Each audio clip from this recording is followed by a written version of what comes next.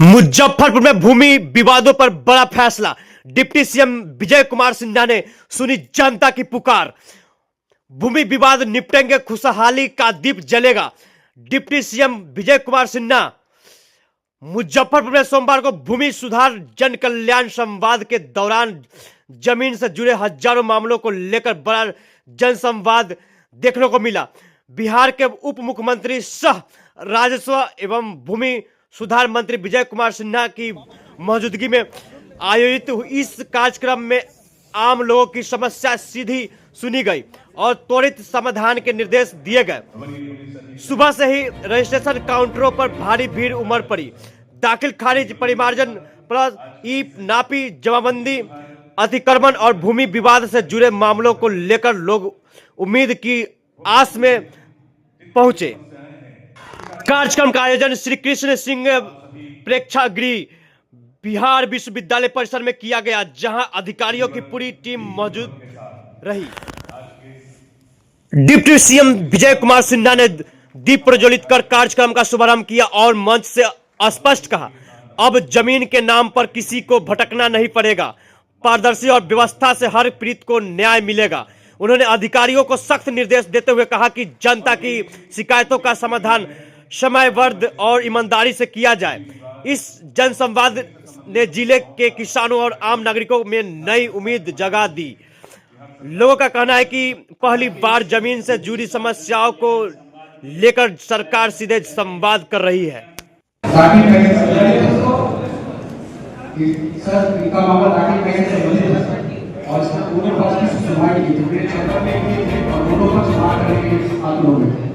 और उसमें सर कहाँ विवाद जमीन है वो कलामबाग चौक पे है, नहीं है नंबर से मुनावा पर बचा नहीं है।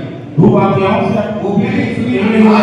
आप बिल्कुल मिले हुए हैं, आप जो करिए उसको तो कार्य करते हैं, लेकिन आपने जितना हम पे दबाव बनाया, सरकार का दबाव बनाया। अगर हम मजबूत नहीं होते, मेरे अगर उन्होंने डिफरेंस देना शुरू किया तब हमको चैम्बर में बिठा के डिफरेंस दिए सर, ये दाखिल खारिज का है, वहाँ पर 100 करोड़ का मामला है, फ्रॉड करके जो कराएंगे अपना, जिसने आप के अप्लाई नहीं मिला है, इसमें पता चल रहा है, ऐसा थोड़ी कर देगी। हम कह रहे हैं सर यहाँ पे सर मुजफ्फरपुर में बहुत सारे मामले हैं जो हमसे काम ना दे, अगर लड्डू का स्टोर के जाएगा तो मार के कोई नहीं है इन लोग का। मुझे क्या जवाब है, क्या किससे नहीं करवाया, इसको नहीं जवाब है सर। मैंने स्क्रीन पर अपने इस नंबर को किस तरह मुझे के जवाब दे, स्क्रीन पे 5451 आप बोले गलत हो गया तो जाइएगा जेल। बिल्कुल सर, नहीं होगा तो ये होंगे सस्पेंड। बिल्कुल बिल्कुल बेटिया मैंने डीएम साहब को सारा दस्तावेज भी दिया है। एडीएम साहब और डीसीएल दोनों डीएम साहब दोनों की कमेटी बना के इस सप्ताह के अंदर जांच करवा दें और अब एक सप्ताह के अंदर रिपोर्ट चाहिए। और रमेश कुमार सुनिए, सभी कर्मचारी और आरोपियों कोई दबाव बनाता है, किसी के दबाव नहीं सुनना है। हमारा नाम लेके ही कोई कहे तो एक बार हमसे संपर्क कर लीजिए। हमारे ऊपर मुख्यमंत्री है ना, मुख्यमंत्री जी कभी सब काम में नहीं पड़ते हैं। कितना बड़ा कोई पॉलिटिशियन है, कोई ब्यूरोक्रेट है, कोई दबाव बनाए नहीं सुनना है, सही काम कोई करना है और नहीं सुधरिएगा तो फिर आपका सम्मान घटेगा। जरूर काम को रोकना है, आप जांच करके दोनों जांच करके देंगे। सर एडीएम साहब का रिपोर्ट है जांच का, उसको लेंगे नहीं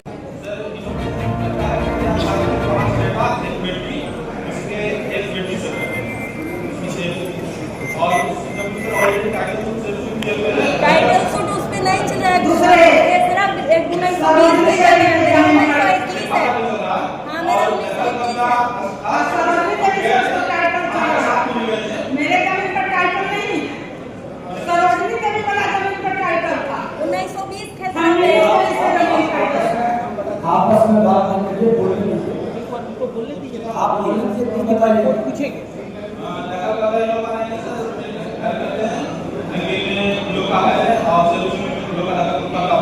ये घर घर पे है वो सही है सर, सही है, लेकिन पांच बेडरूम से 10 बेडरूम के पेश जी नहीं सब जगह अलग अलग अलग है सर। कहाँ सर? वो जगह कर रहा है सर उसको 50 को ऊपर सर बता रहे हैं सर अच्छा तो क्या ये सर इसमें हम मदद भी करना चाहते हैं। ये हमारे पास आई है, हम इनकी मदद भी करना चाहते हैं लेकिन हमारे उनके हाथ पर नहीं जाते। हुआ क्या, इन्होंने जमीन खरीदा, जो बेचने वाला था उसका पूरा बंटवारा नहीं हुआ उस हिसाब से, मतलब बंटवारा नहीं हुआ, उसने बेच दिया जमीन को, इनको फंसा के इसे पैसा ले लिया हुआ। और ये बेचारी हमारे पास में आई, हमने उसको नोटिस भी किया थाने से, वो एक दिन आ गया, उसके बाद नहीं आया, उसके बाद वो पेट्रोल ऑर्डर है लेकिन उस पर वो नकल कर लिया है। अब ये कह रहे हैं कि हमको नकल करके करा दिए उस भूमि पर, जिसमें अगर सर हम लोग को पावर नहीं है कि बंटवारा वाला जमीन मतलब अगर उसके नाम से जो बेचा था उसके नाम से होता तो नहीं लेते। हमसे इनको बोला कि जो बेचा है उसको बोले कि धर्म में है आपको पैसा, तो बोले उसको कैंसर हो गया, सारा पैसा खर्च कर दिया, इनको बेवकूफ बना के वो आदमी बेच दिया और इनको फंसा दिया। ये वाकई आप नहीं बात, ये वाकई में पीड़ित है सर, ये वाकई में पीड़ित है। इन्होंने पैसा दिया लेकिन उस आदमी ने इनको धक्का देकर आया और फिर वो अगर हमने बेचा है इनको तो हमारी जिम्मेदारी और किसको जमीन पर कब्जा किसका है? सेफ्टी का सेफ्टी का नहीं और रात में कब्जा करता है कि एसडीओ और एसडीओ के सामने सर दोनों पक्ष को बुलवाते हैं सर और उन्होंने रजिस्ट्री कराया है। अगर वो नहीं मानेगा तो एफआईआर कराते हैं। आप दोनों बैठ करके बुलाएंगे और अगर जो फोर्जरी किया तो उसकी गिरफ्तारी होगी, आपको नगर कब्जा देगा और नहीं उसका भुगतान अधिकारी मुशहरी के द्वारा दाखिल कार्य नियमावली का पालन नहीं किया। 75 दिन से ज्यादा समय लगा था। नहीं सर एक बार 15 दिन से ज्यादा समय लगा था।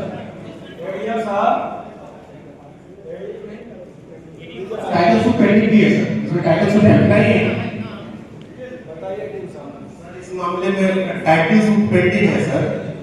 दाखिल खारिज नियमावली के बारे में सर यही कहना था कि ये टाइम लिमिट के अंदर सर इनका डिस्पोजल नहीं हुआ, थोड़ा डिले करके किया गया है सर, इसी सिलसिले में सर चूंकि विवादित मामला था इसलिए से ज्यादा टाइम लगा। दोनों पक्ष बहुत सहमत थे सर, हमको हाँ ठीक है एक रास्ता से बात करेंगे। आप इसको एक स्पेशल विभाग से कमेटी गठित करके पूरी जांच करवा दीजिए। जब ये भी रिपोर्ट दे दिए और जांच करवा करके सबसे ज्यादा मुशहरी का आवेदन जो आया हमारा एरिया है सर, पूरा शहर से इसमें है, इसके अलावा 25 पंचायत और है सर, तो इसलिए सर हम लोग डेली अपनी दिनचर्या बता देते हैं सर, सुबह से लेकर सर रात में 12 बजे तक और सातों दिन तक शहरी भी है सर, इसके अलावा 25 ग्रामीण भी है सर। और थोड़ा सर कहाँ पे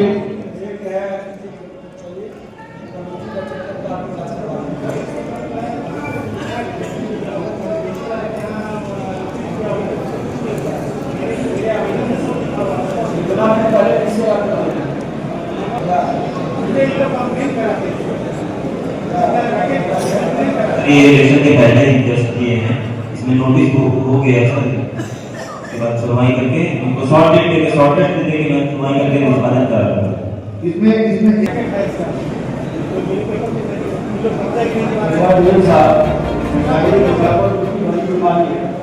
और शहरी क्षेत्र में आप लिखवा लेते हैं, ठीक है, बात लिखवा दीजिए। दो उदाहरण लेकर के चेक करना है। ये जरूर लोग देख रहे हैं, जरूर जिला अधिकारी को पहले एक बार लिखवा दीजिए। बिल्कुल सर, धन्यवाद।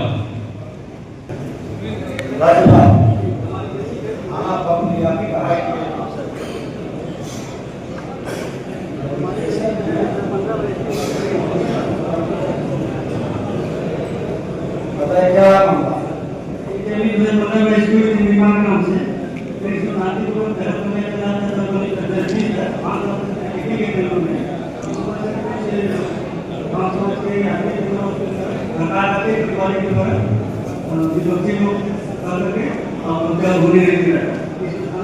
प्रभावित है, स्पष्ट भी किए हैं, काफी हद तक आप समझने को तैयार नहीं थे। बुला लेते हैं सर। शनिवार के अंदर अगर हम दोनों बच्चों को बुला रहे हैं हमारे करने के बाद बताएंगे सर, आवेदन नहीं मिला है। ये शिकायत पहले से आवेदन आप दिए हैं? पहले दिए हुए थे सर, कितना दिन पहले आवेदन दिए हैं?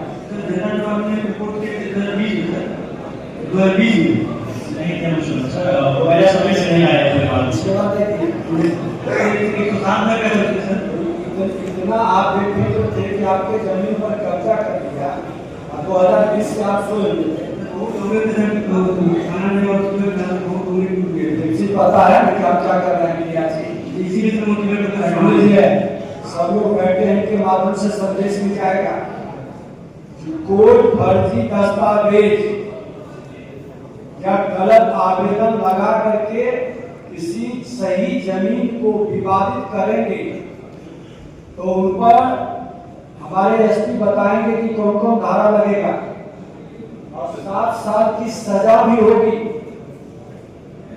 ये बता देते हैं। और मैं सभी अंचलाधिकारी को कहा हूं कि फर्जी दस्तावेज लगाने वाले इस पर आप कंफर्म है कि ये फर्जी दस्तावेज लगाया। डीसी अलान या एडीएम के यहाँ हमारा लीगल एडवाइजर भी रहता है, सलाह लेकर आप एफआईआर हर अंचल के अंदर करें ताकि ये जमीन का कारोबार करने वाले फर्जी वाले लोग हिम्मत नहीं जुटा सके। ये साफ शब्दों में कहा गया और जमून लोग परेशान नहीं हो सके। ठीक है ना, जाइए।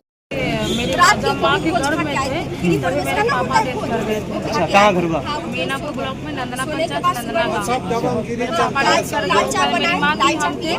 जैसे तैसे जीवन से कट ही गया, लेकिन जैसे ही क्या कहते हैं 8 साल पहले मेरे चाचा के अवैध तरीके से मेरी माँ का मेरे पिताजी का जो भी प्रॉपर्टी होता मेरी माँ विधवा जो भी प्रॉपर्टी होता वो सारा अपने नाम पर, अपनी पत्नी के नाम पर, बाल बच्चा के नाम पर करवाइए। यहाँ तक कि जो मेरा घर है वो भी अपने मतलब कि पत्नी बाल बच्चा के नाम पर करवा लिया। अब स्थिति ऐसा है कि मेरी माँ जान से मार न दे इस डर से रेंट पे रह रही है अभी शहर में। और हम लोग गाँव कितना जमीन है मतलब कि मेरे दादाजी का 15-16 बीघा के आसपास प्रॉपर्टी और जो भी प्रॉपर्टी था पैतृक था। और आज ऐसा है कि अगर हम थाने में एफआईआर कराने जाते हैं तो थानाध्यक्ष हमारा एफआईआर नहीं लिखता, उसका रिसीविंग नहीं देता है। कर्मचारी के पास जाते हैं तो कर्मचारी नहीं मिलता, वो कौन एक दलाल उलाल को बैठा देता है, वो हमसे सही से बात नहीं करता क्योंकि पहले ही उसको पैसा दे दिए हुआ है। उसके बाद लास्ट में क्या कहते हैं कि हम न्यायालय में केस दर्ज किए हुए हैं, 5 साल 4 साल हो गया उसका, लेकिन अभी तक कुछ वैसा नहीं हुआ। बस मेरा तारीख आता है जाता है, कुछ वैसा नहीं हुआ। और उसका ये कहना है कि हम मर जाएंगे लेकिन हमको न्याय सरकार द्वारा मिलेगा। हाँ, सारा कागजात है मेरे पास, सारा एविडेंस है। फिलहाल तो अभी हमको तत्काल पता चला था इसीलिए हम यहीं चले आए थे। सारा पेपर यहाँ पर आपका कागज जमा हुआ? हाँ, एप्लीकेशन जमा हुआ है, बातचीत नहीं हुई है, देखते हैं क्योंकि क्या लग रहा है यहाँ से आपका ज्ञान होगा? अभी तक तो हर जगह से मायूसी मिला है तो थोड़ा सा क्या यहाँ क्या उम्मीद क्या है? अभी हमारे जो नए उप मुख्यमंत्री आए उनसे उनकी बातों को सुन के लगा है कि थोड़ा उम्मीद जग रहा है। अब देखते हैं आगे क्या होता है। अगर मुझे न्याय मिल गया तब लगेगा कि हाँ जो हमारा संविधान बना है, जो न्याय व्यवस्था बनी है वो गरीबों के लिए और सहाय के लिए है। नहीं तो अभी तो जो लग रहा है कि बाहुबली और आप बाहुबली हैं, आपके पास पैसा है, आप सब कुछ कर सकते हैं। कि विधवा को क्या मेरी माँ जब वो वैसा जब उनके साथ धोखाधड़ी हुआ तो 45 के आसपास की रही होगी, आज 52-53 साल की होगी। क्या वो रेंट के घर में ही मर जाएगी? क्या वो अपने ससुराल में नहीं जा पाएगी?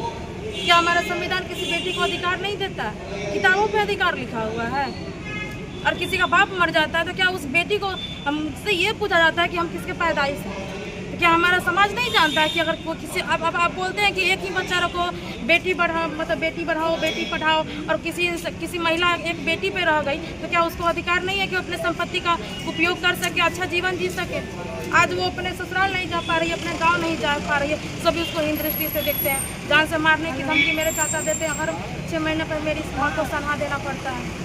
अभी तक जो भी न्याय व्यवस्था हमारे जो देखे हैं कहीं से हमको कोई उम्मीद नहीं है। बस सर आज आए हैं विजय सिन्हा सर, उनकी बातों से उम्मीद जगी है। अब लग रहा है कि शायद उनकी बातों को सुन के कहीं मेरी माँ को और मुझे न्याय मिलेगा और आगे देखते हैं क्या होता है। क्या समस्या? यही है कि मेरे दादाजी के नाम पे 22 कट्ठा का करीबन प्लॉट है। मेरीन ड्राइव रोड में। वहाँ पे मतलब हम बचपन से ही जानते आ रहे हैं कि मेरा प्रॉपर्टी है। मेरा चाचा लोग ने अफवाह कर दिया बिहार सरकार है, बिहार सरकार है ऐसा कह के।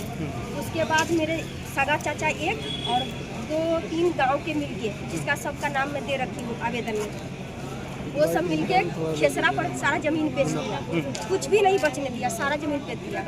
जब हमको पता चला 2009 में, तो हम जाके सीओ के यहाँ DC लार में हर जगह पे रोक लगा दिए। तो उसमें कर्मचारी था शत्रुधर राम, बेचारा बहुत अच्छे ईमानदार आदमी थे। वैसा कर्मचारी आ जाएगा तो इतना परेशान नहीं होगा लोग, बहुत अच्छे कर्मचारी थे। उन्होंने बताया कि ये दशरथ सनी कौन है, हमको मेरे गांव का चाचा लगता है। तो ये हनुमान सनी कौन है, हम कैसे ये मेरे बाबूजी है। तो हनुमान सनी के तो दशरथ सनी बेटा, हम के नहीं हनुमान सनी की बेटी हम हुए, तो तुम प्रूफ दिखाओ। तो हम स्कूल का सर्टिफिकेट दिखाए और पैन कार्ड दिखाए कि हम इसमें मेरे बाबूजी का नाम है। तो बोला कि देखो तो ये दशरथ सनी तुम्हारे पिताजी का आधार कार्ड नकली बेटा बनकर बना लिया है और लोक अदालत से डिग्री ले लिया है 5 कट्ठा 17 दूर का, और वो अपने नाम पर ट्रांसफर कर लिया। फिर उसका बेटा दशरथ सनी का बेटा राजा सनी, वो भी मेरा जमीन अपने नाम पर ट्रांसफर कर लिया। मतलब ऐसी कर करके पूरा के पूरा प्लॉट पार्ट में बेच चुका है। और हम 2009 से ही मतलब न्याय के लिए कोर्ट कचहरी हर जगह पे दौड़ रहे हैं। कहीं भी देखता है हमको तो गाली बक देता है, कभी हम उसको गाली बक देते हैं, आमने सामने टकराते हैं। और इसमें 2 वार्ड पार्षद मिला हुआ है, 2 विधायक मिला हुआ है, और आपको बता दें करीबन बड़े से बड़े लोग इसमें मिले हुए हैं। हम नाम नहीं लेंगे लेकिन काफी क्या चाह रहे हैं? हमें न्याय चाहिए। 16 कट्ठा जमीन है मनी ड्राइव में। हाँ, जब हमारा रसीद नहीं कट रहा था, इसका रसीद जब सर्वे हुआ था, ये करीबन 70 किसके नाम पर जमीन थी? मेरे दादाजी के नाम। 70-72 में जब सर्वे हुआ था, उस समय से लेकर अभी तक रसीद नहीं कटा था। सारा रसीद मैंने कटाया, सारा पेपर मैंने निकाला, लेकिन 420 से मेरा ही चाचा पेपर देखने के क्रम में लेके जीरोक्स करवा के रख लिया और वो पार्ट करके बेच लिया। कागज आपके पास है? Totally A to Z proof है मेरे पास, लेकिन हम हर जगह पे गलत ठहरा देता है, कहता है बेटी नहीं है, कहीं बेटी नहीं है, 24 है, ऐसा बोलता है। हम सगा बेटी, मेरा भाई भी मेरा साथ नहीं दे रहा है, मेरी बहन भी मेरा साथ नहीं दे रही है। वो कह रही कि इसमें पड़ेगी मारे पड़ेगी, इसमें पड़ेगी तू हाथ से जान से जाएगी। वो लोग साइड हो गया, लेकिन 2009 से लेकर अब तक हम लड़ रहे हैं।